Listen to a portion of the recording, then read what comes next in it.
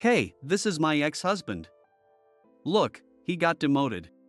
Sam and I faced each other in silence. Sam's face turned pale. What an unbelievable coincidence. I let out an exasperated laugh. You got transferred to Denver? My wife Kylie's face turned grim. How could someone who'd always been at the headquarters suddenly get sent to the sticks? Did you screw it up? No, that's not it. Well, you're never going to tell me the truth anyway. I'm not going, so you can go alone. How incompetent do you have to be to get a transfer like that? It's pathetic. Kylie left the room without finishing her meal. That would be the end of our conversation for tonight. My name is Harry. I've been transferred after working 20 years at the New York headquarters. Kylie and I got married 3 years after I started the job. She was a junior in college, and back then we were just club mates. After graduation, Kylie actively approached me. In hindsight, she must have liked where I worked. It's one of the leading publicly traded companies in the US. Because of that, Kylie must have decided I was a suitable marriage partner. She was an only child, and her father ran a business. He was generous and bold, and I feel Kylie was raised not so much spoiled but rather indulged. Back then, we enjoyed our time together, and she was also the most stylish and beautiful woman I knew, probably thanks to her wealth. Many of our friends admired her, and they were jealous of our marriage. Our primary requirement for choosing our house was its proximity to her parents' house. Considering Kylie was an only child, this seemed natural. My married sister also lived in the city, and I still had a younger brother in school living at home. I had no reason to live near my parents, so I agreed to Kylie's request. In retrospect, it was beneficial for our daughter Chloe, who was born later, but it may have had adverse effects on Kylie. Even after marriage, Kylie often put herself first, with her mother filling in the gaps. She'd make plans on a whim, wanting to go out with friends, drink, or relax alone, and would call her mother over. That's probably why Chloe became so close to her grandmother. Kylie's mother, while frustrated with Kylie's whims, had half given up. She often sighed, saying Kylie was just like her father. And she'd always apologize to me. If she took the traits of her father, no amount of upbringing could change her nature. I comforted her mother and was grateful for her help with Chloe. But as a mother, Kylie needed to step up. Even though her mother adored Chloe, arguments about raising her became more frequent. The first major challenge was applying for preschool. Kylie was embarrassed that she hadn't attended a private school. She failed her middle school entrance exams and entered a high school affiliated with a university, but felt out of place among students who had been together since middle school. So she wanted Chloe to take preschool entrance exams, but Chloe was born in summer. At 2 years old, she was too young compared to other children applying for the 3-year-old class. Neither I nor her parents were enthusiastic about Chloe starting it so early. Despite that, Kylie alone enrolled Chloe in preparatory classes and gathered information. But Chloe didn't want to be separated from her mother and couldn't focus on the lessons, falling short of Kylie's expectations. Eventually, Kylie got bored and gave up. As Chloe grew up, she became more capable, regularly becoming class rep in elementary school, excelling in sports and academics, and making many friends. Kylie was the first to bring up middle school entrance exams. Thinking ahead to college, she persuaded her 9-year-old daughter that it would be better to take the middle school entrance exam now, and that friends can only get along with each other if they start in middle school. As a few of Chloe's close friends started discussing entrance exams, she embraced the idea and set her goal for it. But that's where the real problems began. Chloe started to take lessons at a cram school. Yet, just because you attend a cram school doesn't mean your grades would skyrocket. A friend of mine who's a teacher once said that it's harder to improve the grades of top students than to help those scoring 50s or 60s reach 80. Chloe was exactly that prior case. Moreover, the content at the cram school is different from regular schoolwork. In 4th grade, they learn ahead of the elementary curriculum to build a foundation, and by 5th grade, they start on middle school entrance exam material.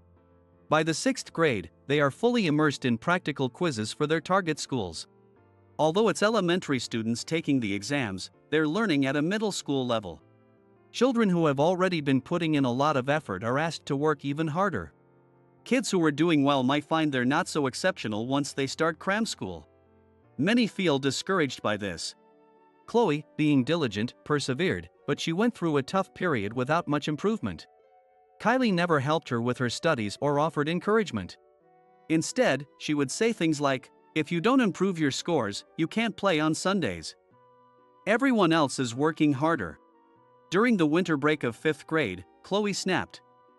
She threw her fork down at the dinner table and yelled, "You don't know anything, so stop meddling."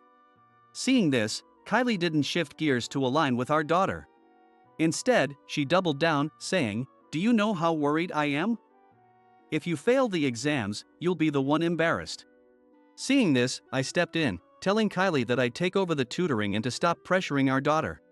Kylie then lashed out at me, saying, "What do you know? You've been busy with work and indifferent." She left the table. "Do whatever you want.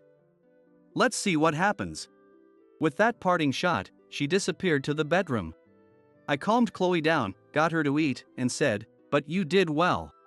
Chloe looked at me. Stress needs to be released, or it harms both mind and body. There might have been other ways, but I don't think standing up to your mom was wrong. Telling someone who's already trying hard to try harder is like adding extra weight to someone already carrying a load. Both you and your mom just had different approaches. We can fix that. But I made mom angry. Leave her be for now. She won't listen to anything in this state. It'll only make things worse. Apologize tomorrow. Sometimes, it's best to give people space. If Chloe went to apologize now, Kylie would only get angrier, venting all her unresolved frustrations. It would be best if Kylie could realize she overstepped and apologize first, but she never reflects on herself. Her mother, on the other hand, is excellent at this, which means Kylie takes it after her father. Her mother lived without ever hearing, "I was wrong" from her husband, always being ordered around and bearing his frustrations. Yet she tried to appease him. It's pitiable to witness. After dinner, Chloe and I reviewed her missed questions. We need to figure out what's causing the slow growth and fix it. To solve the problem, we first had to identify the cause. I converted Chloe's cram school grades into data, creating graphs and tables for visual clarity. We identified her weaknesses and the causes of her mistakes. She frequently made careless errors. Simple calculation mistakes, misinterpretations of questions, and spelling errors. She was overconfident in her language arts skills, often neglecting to carefully review her answers. I stressed that achieving perfection in her strong subjects required meticulous attention. In math, her anxiety prevented her from focusing. While solving problems, she'd worry about the next one, whether she'd run out of time, and what she'd do if she couldn't solve it. I reassured her that practice would help her get used to it. She should solve the easy problems first and leave the difficult ones for later. I had her copy geometry problems into her notebook to familiarize herself with the shapes. Seeing her performance trends and results in Excel helped Chloe objectively assess herself and calmly tackle problems. Soon, this began to reflect in her results, and she started to regain confidence. Kylie, however, wasn't the kind of mother to fully celebrate Chloe's efforts. While we were pleased with Chloe's results, Kylie would warn her not to slack off or remind her that getting sick would negate her efforts. Her advice, though well-intentioned, was pessimistic and often demoralizing. Even I found it tough to handle. So I could only imagine how it affected our elementary school daughter. Can't you encourage Chloe a bit more? Why do you speak so cynically when all you have to do is say well done? You're so proud of yourself, aren't you? You think you've raised her grades with your teaching and are bragging about it, making me look bad. Why should I encourage her? Don't you care about your own daughter? Why is it always about you? Our arguments became more frequent, and eventually, I started sleeping in the study. It was since I found the bedroom door locked after helping Chloe with her studies. I used the master key to get in. But from that night on, we never slept together again. Dad, will you come with me on the exam day? Hearing Chloe's hesitant request, I took a day off to accompany her. I wanted to eliminate as many worries as possible. With a short window for admissions, some schools announce results on the day of the exam, requiring the enrollment fee to be paid by the next day. Having already secured a spot at her second choice school, We needed to quickly decide where to pay the enrollment fee after the first choice school's results were out. I planned ahead and requested time off at work. Fortunately, my boss, having gone through a similar experience with his son, understood and approved my leave. Despite Chloe's big win of getting into her first choice school, Kylie remained cold and indifferent since that day. Even at the celebratory dinner hosted by her parents, she bristled at her father's comment about Chloe getting into a better school than her mother did, and made excuses on circumstances being different in her times. Her mother tried to smooth things over by suggesting we eat before the soup got cold, but Kylie snapped, "You don't understand." These two teamed up to make a fool of me, criticizing my ways and telling me not to interfere. They've ignored me and my efforts. We didn't ignore you. We just analyzed Chloe's trends and identified her weaknesses. That's ignoring me.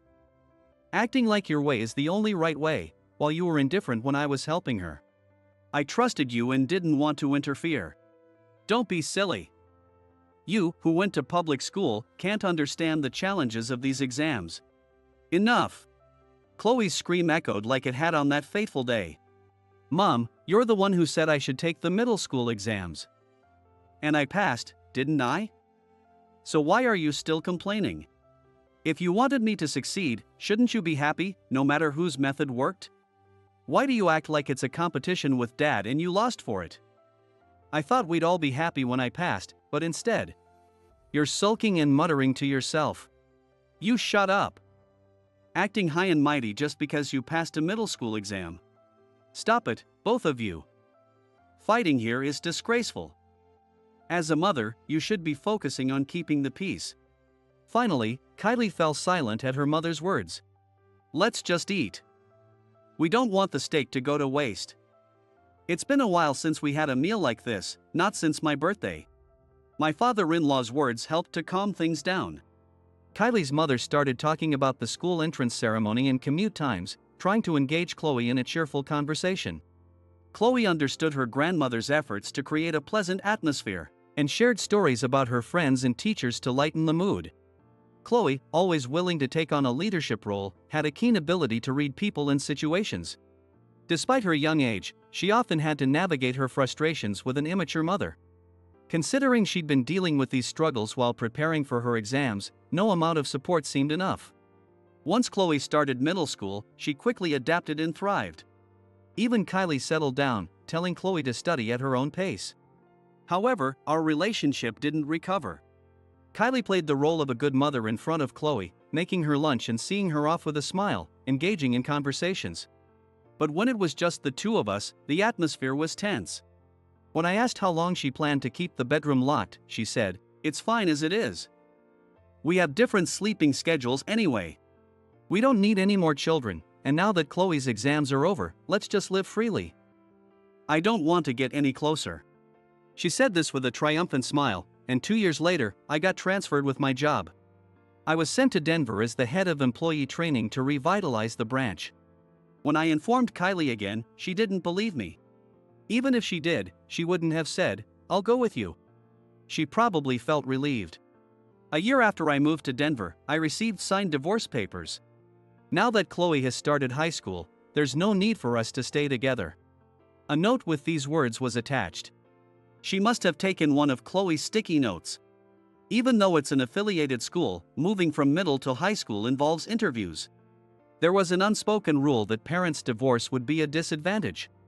Kylie had waited until Chloe entered high school to finalize her escalator-style progression from middle to high school, which Kylie had always wanted. This might have been Kylie's last duty as a mother. I had long suspected that Kylie had no interest in how I was living or what my life in Denver was like. Even if I returned to New York, it seemed impossible to mend our marriage.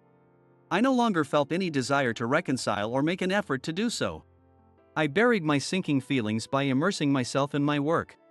The employees in Denver were all earnest and kind, and apart from the cold weather, there was nothing particularly tough. Chloe sometimes came to visit during her vacations. Every time I saw her, she seemed to have grown taller or changed her hairstyle, making me realize how much she was growing up. Chloe had decided to live with her grandparents when I was transferred, commuting from their house instead of ours.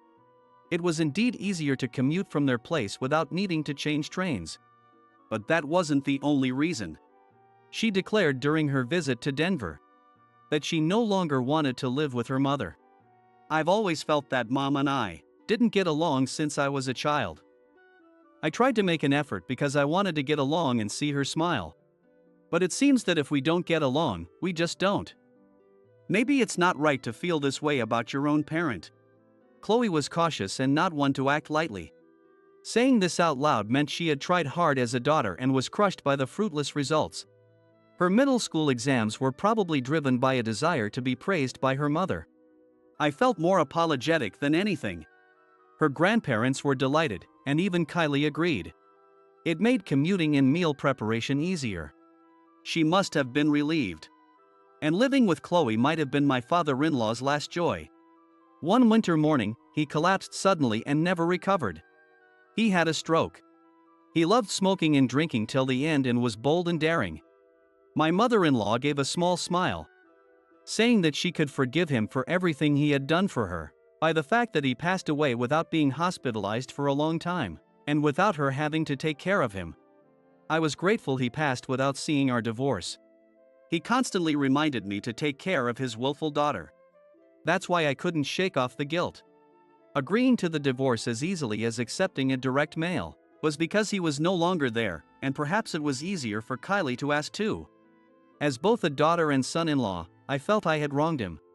Chloe's affiliated high school was in a completely different location from the middle school. She had to change trains twice from her grandparents' house, making the commute inconvenient. Chloe wanted to live in the dormitory.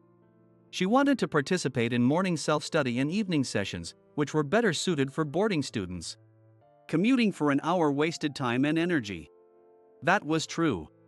Without her grandfather, her grandmother no longer had to prepare 3 meals a day.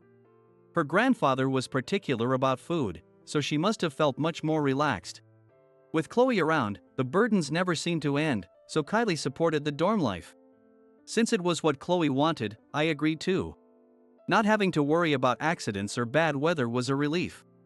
I was fully occupied with my work, and Kylie enjoyed a carefree single life. In the end, Chloe might have been the most mature and the biggest sacrifice in the family. But Chloe always worried about me and eagerly awaited my visits. For a man who had been cut off by his wife, my daughter was now my greatest reason for living and my greatest strength. That day, I had a meeting at a hotel lounge. They said they'd be about 30 minutes late, so I decided to go in and wait. Thinking this, I got off the elevator and headed to the club lounge. The club lounge is a special lounge reserved for guests staying on the club floor. Since today is an anniversary, I booked a nice room to celebrate. I was thinking it would be a good night when suddenly, "Oh, what's this?" a lady looked at me curiously. It was Kylie. She had just come out of the restroom. "It's been 3 years. What are you doing here? Isn't this place a bit too upscale for someone demoted to Denver? Are you here for business?"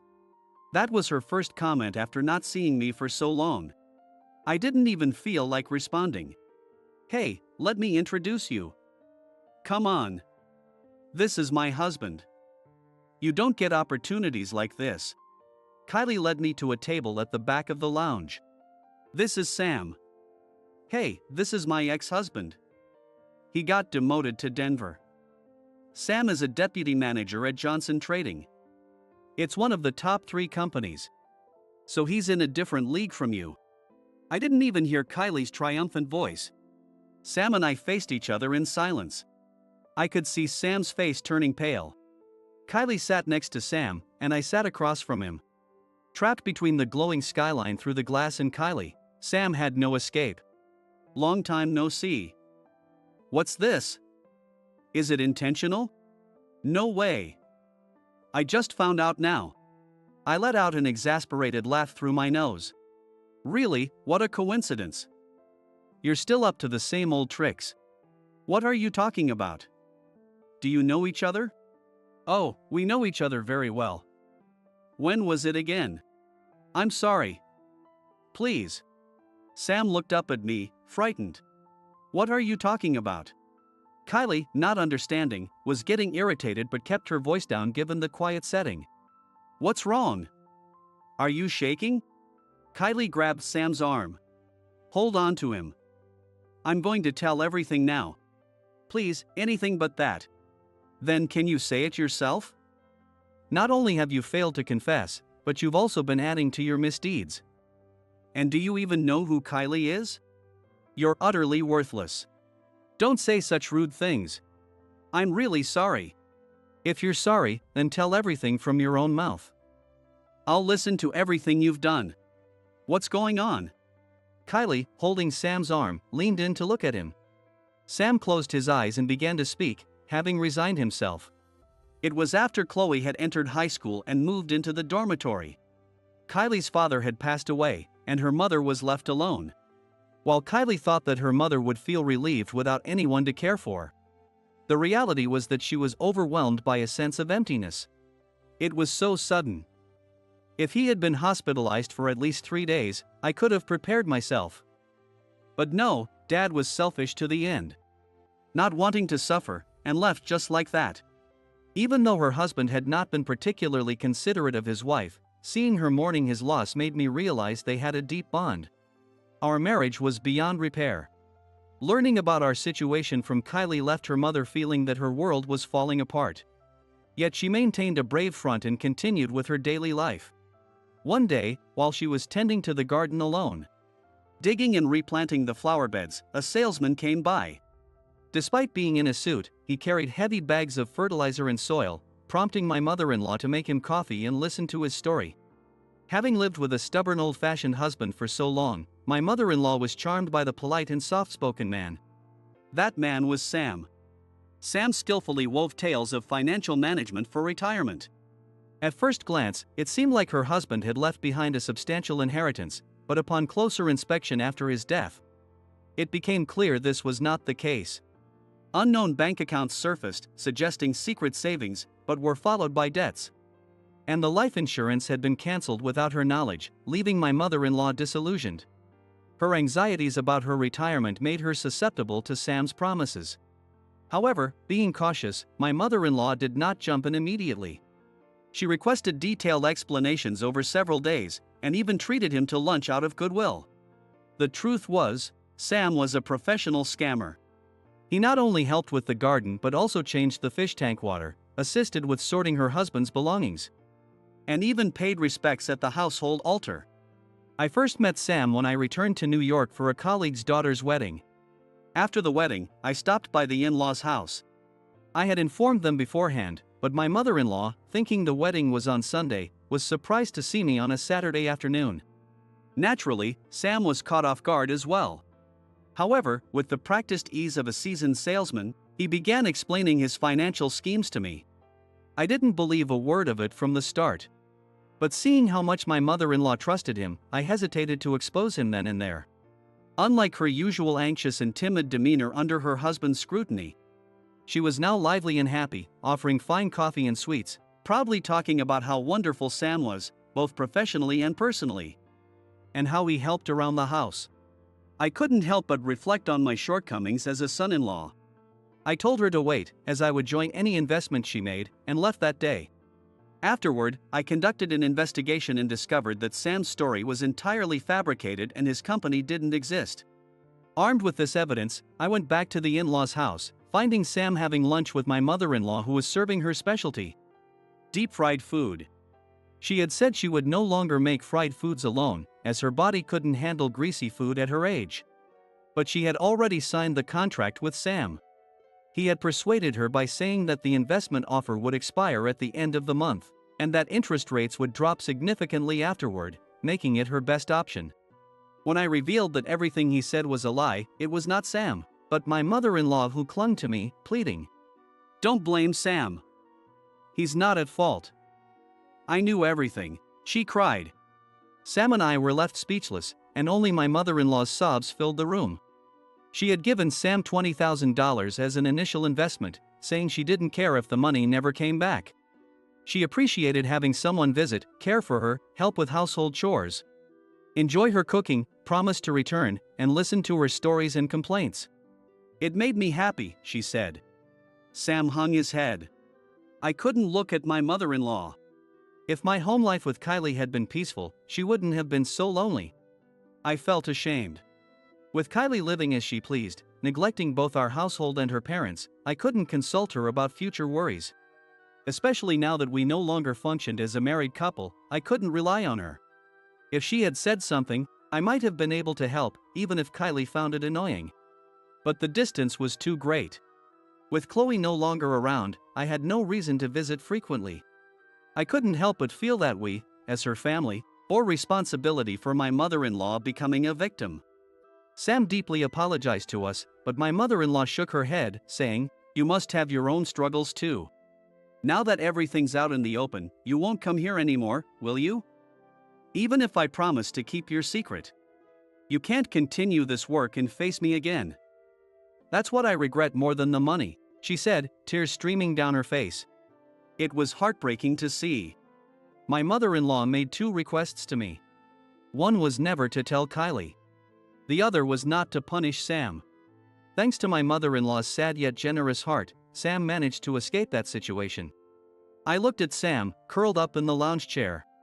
"You promised to change your ways, quit scamming, and come back when you had a legitimate job."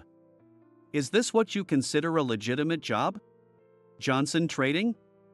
A company that wouldn't hire someone who scammed elderly people.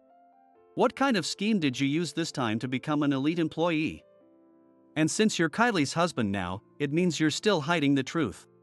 Quite the talent you have, fooling 2 generations. Did you tell Kylie some sob story, like you did with my mother-in-law?" Sam had told my mother-in-law that he was raised in an orphanage and had no family. He claimed that working in sales was tough but that Johnson Trading was the only company that didn't require a degree. He had garnered her sympathy by saying that, unlike others who could rely on family connections to expand their client base, he had no such support. What part of his story was true? There was nothing I could believe. Kylie's hand, which had been holding onto Sam, was now trembling in her lap. Sam was supposed to be 5 years younger than Kylie if what he had said was true. What had she believed in to remarry such a man? After being scammed, my mother-in-law developed dementia, possibly from the stress, and is now in a care facility. The scam should have remained a secret from Kylie, but our unexpected encounter exposed everything. For my mother-in-law, not understanding the situation might actually be a blessing. My phone vibrated. It was Chloe. She was on a graduation trip to South Korea with her classmates. They were visiting places related to some pop singer's debut anniversary. I placed my phone on the table and let Kylie hear. Even without the speakerphone, Chloe's excited voice was clear. "Dad, we just got back to the hotel. I ate so much, my stomach's bursting. It was spicy but delicious. We visited all the landmark spots and took tons of photos. I'll make a slideshow and show you when I get back. The kimchi here is amazing. Totally different from what we get in the US. I'll bring some back for you. And don't worry, I got makeup for Sarah too. Don't worry about souvenirs, just have fun. Okay. I'll be back the day after tomorrow. You and Sarah should go on a honeymoon. She's so stylish, you should do something special for her. If you act too old-fashioned, she'll hate it. Ever since I saw Mom cheating when I was coming back from cram school, I've been hoping you'd find someone better and be happy. I know you stayed with her because of my schooling. I'm not a kid anymore. So enjoy your life more. I love Sarah, she's too good for you." Chloe laughed heartily. Poor Chloe had witnessed her mother's infidelity before even starting middle school, keeping the weight of that knowledge to herself. I decided to marry Sarah, my assistant in Denver who had supported me through everything. Originally, my transfer to Denver was supposed to be for 3 years. However, due to the improvements made at the branch, I was recalled to the headquarters after just 2 years. Sarah decided to quit her job and come with me. "If I left you now, I'd regret it for the rest of my life," she said and proposed to me. She had seen through my hesitation, caused by my divorce. She was valued for her career, and she now works at a related company. Sarah, intelligent and kind, got along well with Chloe, teaching her to bake and sharing a love for pop singers. "Okay, I'll call again tomorrow. We're going to chat and eat some snacks now. Don't overdo it." "I won't, see you later." When I looked at Kylie, her eyes no longer tracked anything. She was likely overwhelmed by the flood of truth and reality. Harry, am I interrupting? Sarah had arrived. She was the main guest of honor today. It was her first birthday since we got married. No, it's fine. We're done talking. Oh, let me introduce you. This is my wife. Nice to meet you, I'm Sarah. Let's go. Aren't we drinking here? I ordered room service. I'd rather it be just the two of us. The room has a great view, you'll love it. I left with Sarah. I wondered where Kylie's life would have diverged if she could start over. Perhaps it was marrying me. Despite everything, I am grateful to Kylie for giving birth to Chloe. We couldn't find a straight path to happiness, and my heart aches for my mother-in-law. But I can't remain trapped in the past forever. I now have a new family, and I have the responsibility to watch over Chloe's future as her father. It was a night when I reaffirmed my resolve to live an honest life that my family can be proud of.